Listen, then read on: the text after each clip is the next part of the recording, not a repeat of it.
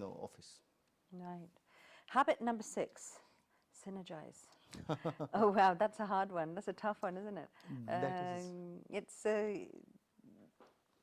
how do we develop this art of synergizing with our environment, with people around us? And yeah. Difference between win-win and synergize is you and I have common goals, right? And we can have that win-win attitude and win situation. In synergy, I and you are staying at the same place with different skill set. But we need to understand it. You are having a different skill set and I'm having a different skill set, but we are approaching one same goal.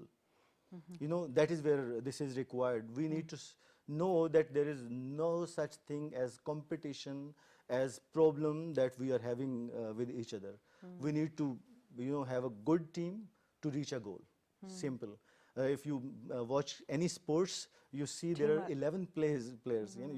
Yunus Khan has recently done a great yes, job. it's 10,000. Yeah. So there were 10 other players as well who were different from him.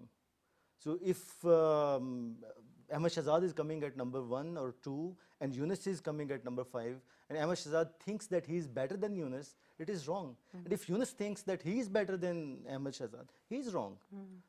You are placed somewhere and the other one is placed some other way. So if you are working together to achieve one cause, to achieve result, and you want to win as a team, you need to work together.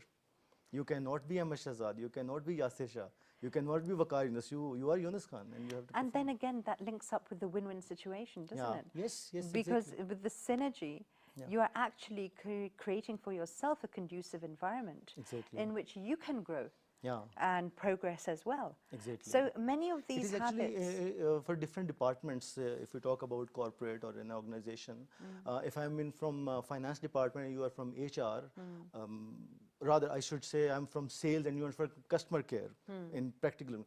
I'll think I'm the bread earner for the company. I earn a lot. And what exactly you do? You just facilitate the customers. You don't bring money, right? And I think you are not serving the organization as well as I do. I'm wrong.